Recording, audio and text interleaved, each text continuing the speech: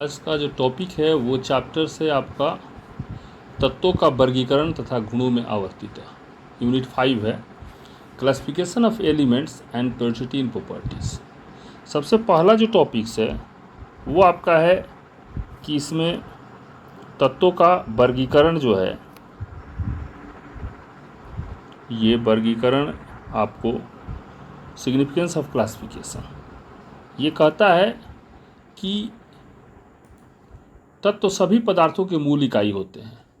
सबसे पहले जो हुआ 31 तत्व जो है ज्ञात हुए, इसके बाद 65 तत्व की जानकारी हुई। अभी तक टोटल मिलाकर 118 तत्वों का आविष्कार हो चुका है और आगे प्रयास जारी है। समान गुण वाले तत्वों को एक ही वर्ग में सजाने की विधि को तत्वों का वर्गीकरण कहा जाता है। तत्वों का वर्गीकरण का प्रयास बहुत सारे वैज्ञानिक ने किया, लेकिन सबसे अच्छा और सराहनीय जो प्रयास था वो मेंडलीफ का था। मेंडलीफ ने आया और दिया आवर्त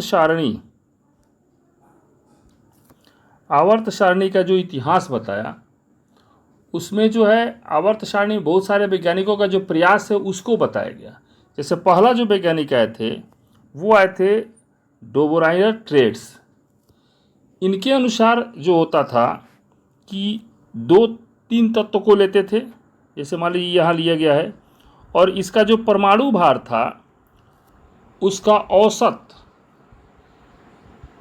3 तत्वों के परमाणु भारों का जो औसत होता था वो अगले का बराबर होता था।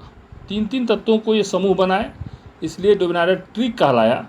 जैसे मान लीजिए क्लोरीन है, ब्रोमीन है, आयोडीन है, इनके परमाणु भारों का औसत 81 होता है और जो ब्रोमीन के परमाणु भार के लमसम बराबर होता है।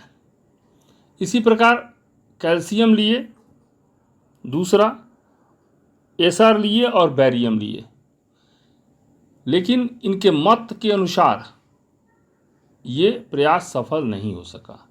उसके बाद आए आपके न्यूलैंड ऑक्टेव रूल। ये न्यूलैंड जो ऑक्टेव रूल आए, इनका कहना था कि सा रे ग म जो संगीत का स्वर है वो संगीत के स्वरों पे 8वां जो आता है वो पहले स्वर के समान होता है। जैसे लिथियम है, बेरिलियम है, बोरन है, कार्बन है, नाइट्रोजन है, ऑक्सीजन है, फ्लोरीन है।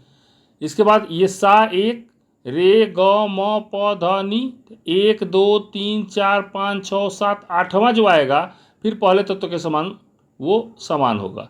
लेकिन ये भी नियम फेल कर गया और ये जो है उतना सही नियम नहीं रहा।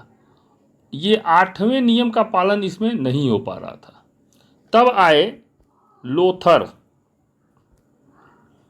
लोथर जो थे, लोथर मेयर जो आया। लोथर मेयर के अनुसार क्या हुआ कि इन्होंने विभिन्न तत्वों के परमाणु आयतन तथा परमाणु भारों के बीच संबंध दिखाने के लिए ग्राफ बनाया। ये ग्राफ उन्होंने बनाया और आगे चलकर परमाणु भारों के बदले परमाणु संख्या पर विशेष जोर दिया गया तथा परमाणु आयतन और संख्या के बीच संबंध दिखाने के लिए ग्राफ खींचा गया। लेकिन इन्होंने देखा कि समान गुण वाले तत्व समान स्थान ग्रहण करते हैं। इसके बाद एक आवर्त नियम का प्रतिपादन किया, जिनके अनुसार तत्वों के गुण उनके परमाणु आयतन के आवर्त फलन होता है।